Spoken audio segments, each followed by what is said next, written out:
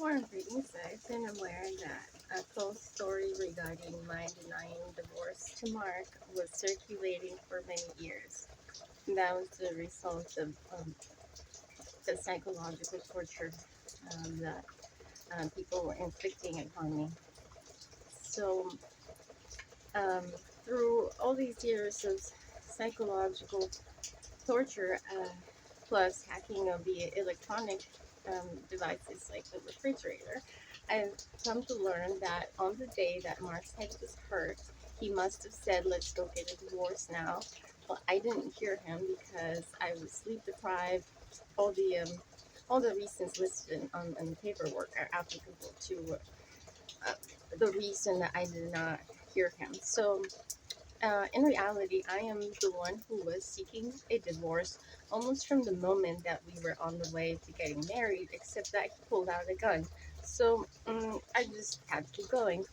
And afterwards, only a month and a half later, he pulled out his gun again. His mom called police because he had hurt me. That I was thinking not to let friends drink and drive, so I hid the car keys, and then he hurt me and when waving the gun his mom called police. So at that point I was still under I say, well, the all I have is anyway, this past history about where he harmed me physically, and I had relied on the Department of Homeland Security when they receive the paperwork and they see that he's been in prison, that they'll say, okay, that ends the wedding. You guys don't have a valid wedding, and all the other issues will come up that I wrote about when he was in jail. So regarding the birth certificate, and so um, the important issue here is that I did not deny a divorce to Mark, that I have been questioning why agencies around me disregard their own statutes to enforce the wedding. I don't know how Violence Against Women Act could say that the marriage has to stay filed all these years. That doesn't make sense to me. Plus, the people accusing me of being a crazy lady who is only after a visa, they think that that day he must have said, "Let's go get a divorce." I did not hear him. They see him getting hurt, and so they start saying, circulating a story that I am insisting on being in USA for a visa, being married to him despite his reputation of being a pedophile. And so they tortured me with those thoughts all these years. I could not know that because when we went to trial, Mark said she's just crazy with schizophrenia, was trying to kill me. He never said I asked her or told her, let's go get a divorce now, and so she hit me in the head. He never told me that, and I never could have known this story unless the refrigerator hadn't been hacked, and unless the telepathy police people hadn't said, man, this is crazy. After all this psychosis and all this torture, she still doesn't get a divorce. So after they told me that in telepathy, I had to think, like, well, like, what could have happened? So then I went back to remember um, how the telepathy was affecting me back then. And remembering that, yeah, that day in the room where he was saying was the blur, I did not want to go with him anymore because he was used to going here to pick me up, and I had to go away with him for 2 or 3 days, and I would get hurt and drunk, and I had other pressing issues that made me like really want to stay here most of the time. So I really it's the opposite.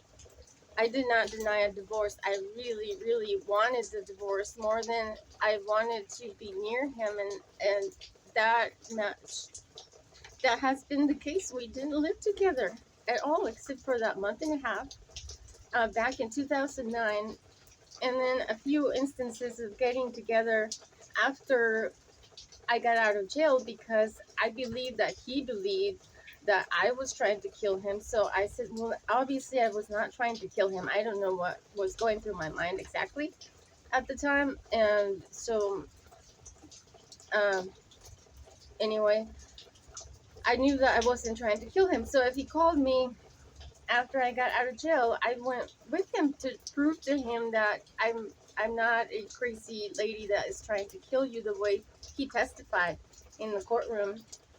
Only a private testimony. I didn't get to say anything at all. I was only asked very specific questions by professional people that didn't take into consideration my plan that lasted 18 years for our son after I had insisted on going to Mexico myself, where I don't have any employment restrictions. You know, people kept threatening me, saying that I would be a kidnapper if I tried to get custody arrangements. It would be a legal battle. And so, why put our son through that? Why not just sit here, be a good woman, go to church, and plan to leave after his dad won't argue against visitations nor argue against me trying to build a better life for my son across the border as a Mexican citizen. So I had planned, if there's no amnesty, I had an arrangement with a Jehovah's Witness religion that I was going to start leaving when he's 18 years old. And, you know, I had support from people that, yeah, I mean, they were all, you know, not saying how different my brain is back then. So either way, things were calm. There was no violence. There were no accusations about my intimate contacts. And I have to clear the story because somehow to this day, almost 2026, it is affecting my ability to persuade someone to employ me for any other chore that doesn't objectify me, belittle me, and at the same time, you know, invite prosecutors.